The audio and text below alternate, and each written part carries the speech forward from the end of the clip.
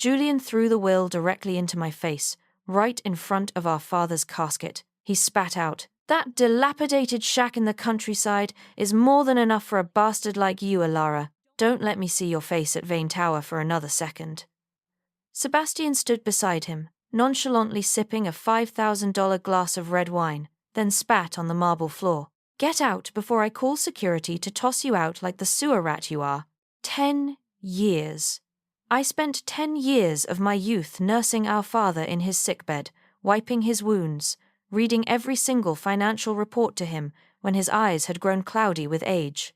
I protected this empire from the wolves outside, only for my own flesh and blood to turn into demons in the end.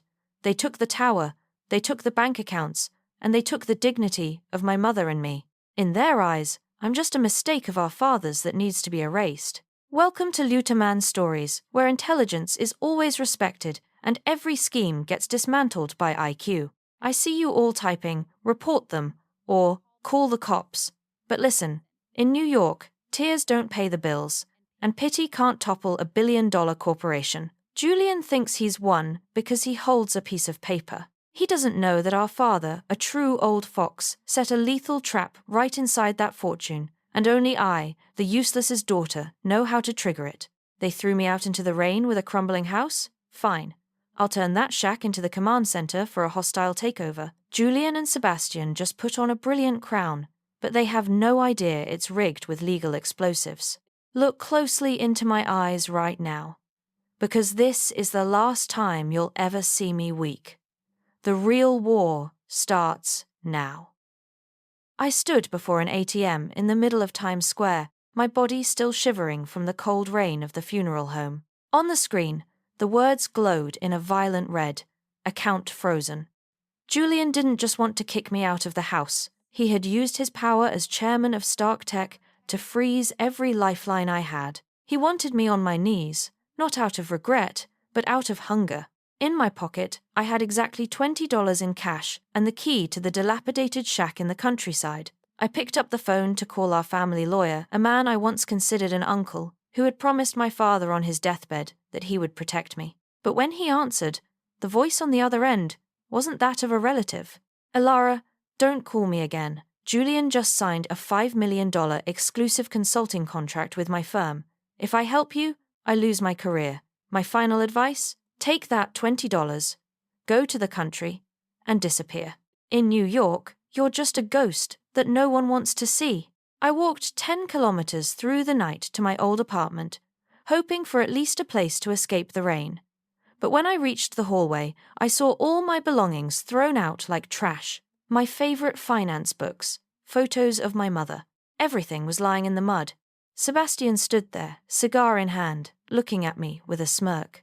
As he kicked my last box into the dirt, he laughed. "You're just a zero, Alara. A total zero. I've already sent your name to every blacklist on Wall Street. Being smart without money just makes you an educated beggar." He turned to walk away, draped in arrogance. But at that exact moment, the hallway light caught his wrist, revealing a brand new Patek Philippe. I recognized it instantly, a limited edition model he had been eyeing for years. He had used the corporation's cash reserves to buy it, right before the estate tax deadline. In my head, a calculation ran automatically. $2 billion in assets, $800 million in tax debt, and 2 fools draining the last of the liquid cash. Sebastian thought he was kicking me out. He didn't know he was giving me the exact date his empire would collapse. Julian and Sebastian thought they were suffocating me by cutting off my cash flow, but they made the ultimate mistake of the nouveau riche. They thought money creates power, forgetting that information is what topples thrones. I reached into the mud, picked up an old tax file, and smoothed it out. These were the grey area tax reports my father told me to keep as insurance. I looked at my wallet. This $20 will take me to the countryside, not to run away, but to prepare for a takeover that Wall Street has never witnessed. They just threw me into the trash, but they don't know. I'm the one who designed the landfill. The first 3 days in this house were a form of torture. The bone-chilling cold of rural New York seeped through the cracked walls, and hunger made my head spin. I lay there, staring at the rotted ceiling, wondering if I should just give up. But then, The image of Sebastian's expensive shoe crushing my mother's photo flashed in my mind. That resentment flared into a cold fire in my chest. I couldn't die here. Not like this. On the fourth day, I forced myself up. With my last $20, I didn't buy a meal. I walked 5 kilometers to a gas station and bought a pair of cheap work gloves and a rusty old hammer. If Julian wanted me to live in ruins, I would turn these ruins into my fortress with my own hands. I began to clear the wreckage. I used the last of my strength to pry up the decayed floorboards. My hands once only used to holding fountain pens, were now blistered and bleeding. But as I struggled to wrench a large plank from beneath the staircase to reinforce the foundation, a dry, sharp snap echoed. The board didn't just break, it collapsed into a dark void. Below was a metal staircase leading down into a reinforced concrete bunker that had been hidden for years. I placed my trembling finger on the sensor. Identity confirmed. Elara Vane. Level. Supreme access. In that moment, all the pain and humiliation vanished. What lay before me wasn't just money. It was access to Vane Legacy Holdings, the shell company that owned over 60% of the mortgage debt of the Stark Tech empire Julian was now holding. It turns out, Father knew everything. He knew Julian would betray me. He knew Sebastian would be greedy. He let them take the flashy shell of the empire, but he handed the core to the daughter they had cast out. I took a sip of rainwater from an old bowl. It tasted bitter, but my heart was ablaze. Julian, Sebastian, you think you've kicked me off the board? You have no idea that you are playing on a board I own, with pieces you can't even see. My last $20 is now worth more than both of your $2 billion combined, because with that $20, I just bought an anonymous data package to send the first death audit to the IRS. The clock is ticking, dear brothers. 6 months later, I walked into the Vane Tower boardroom with the debt acquisition contracts in my hand. I thought I had won, but as I sat in the chairman's seat, Julian didn't flinch. Instead, he slowly pushed another folder toward me, a smile as sharp as a razor spreading across his face. Julian, Elara, did you really think Father left you that shack because he loved you? No. He left it because he knew you couldn't resist touching that server. The second you logged into Vane Legacy Holdings from an unauthorized IP, you committed industrial espionage.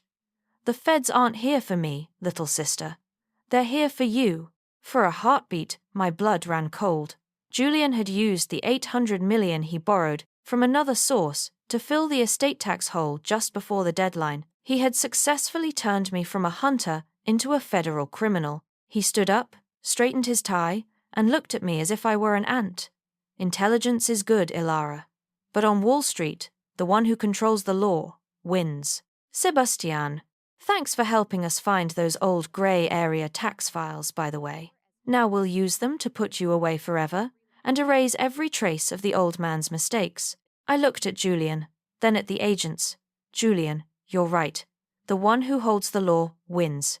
But you forgot one thing.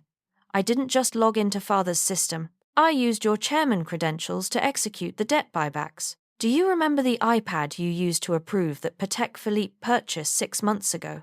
Julian's face went pale. He stammered, What? What are you talking about? I slid my laptop to the center of the table. When you logged into that luxury shopping app, you accepted a software update I planted from the bunker. It wasn't for shopping. It was a permanent power of attorney. Every digital signature you've made for the last 6 months, including the loan you took to pay those taxes, was actually an authorization to transfer Stark Tech's ownership to me as restitution. I turned to the FBI agents. Detectives, I didn't breach the system. I acted under the legal authorization of Chairman Julian Vane. However, the file I just sent you isn't about me. It's evidence that Julian stole $800 million from the employee pension fund to pay his personal taxes. That is Class A embezzlement. You're here for him, not me. Julian collapsed to the floor, his mouth agape. Sebastian panicked, trying to bolt for the door only to be blocked by agents. I stood up, retrieving my folders. You thought you were sharks? No, you were just goldfish in a glass bowl I built. And today, I just drained the water. 24 hours later, Vane Tower has never been this quiet. Julian and Sebastian are facing federal prosecutors without a single penny to hire a defense attorney because every asset they owned has been frozen to reimburse the employee pension fund. The men who once looked down on the law are now begging for its mercy. I stand in my father's office, looking out over the New York skyline. On the desk sit Sebastian's Patek Philippe and Julian's fountain pen, symbols of the vanity they used to humiliate me. I'm not keeping them. I've placed them in a box to be auctioned for charity. To me, they aren't trophies, they are reminders of the downfall of an oversized ego. Sound cue. The sound of red wine being poured gently into a crystal glass. The soft sound of wind passing over the balcony. People ask me if I feel regret. If it was too cruel to send my own brothers to prison. The answer is simple. I didn't send them there. Their own greed and ignorance signed their warrants. I was simply the one holding the mirror so they could finally see who they were. My father was right to leave me that shack. It wasn't a punishment. It was a filter to find the only one capable of protecting his legacy. The financial world is a jungle where sharks are always waiting to tear you apart. Money can buy you a seat at the table, but only IQ and composure keep you from becoming the main course. My $20 from 6 months ago has grown into an empire. Not because I was lucky, but because I knew how to read the numbers that everyone else saw as trash. Sound cue. Ilara takes a sip of wine. The sound of the glass being set firmly on the wooden desk. Triumphant music swells majestic and refined for the finale. Julian, Sebastian, you taught me a valuable lesson. Never underestimate someone who has nothing left to lose, but a brain that never stops working. New York is beautiful tonight. And finally, the name Vane belongs to the one who truly earned it. I am Ilara Vane, and this is just the beginning of a new era. Thank you for watching Liu Te Man Stories. Remember, in this world, knowledge isn't just power, it's the ultimate revenge.